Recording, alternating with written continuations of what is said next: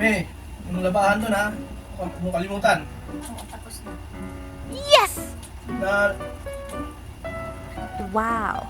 nakapaglinis ka na ba sa labas? Very good. Nice. Yung baby mamaya ha. Bago matulog, palidiin mo. Oo, tapos na. Didi. Hindi na, doon ka na. Nagre-relax yung tao. Huwag nang guluhin. Sorry.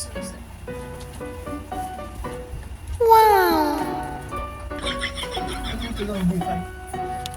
Pag ikaw yung nasusunod sa tahanan mo, magbubuhay hari ka. Yes! Di ba mga kabatas? Tayo ang batas ng tahanan. Yes! Kaya at kayo mag-iinom mo.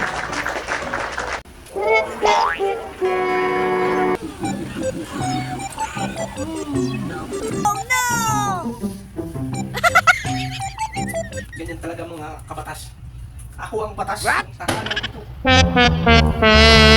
Kaya kung gusto kong maglaba, maglalaba ako. Tingnan nyo naman. Kunti lang yan.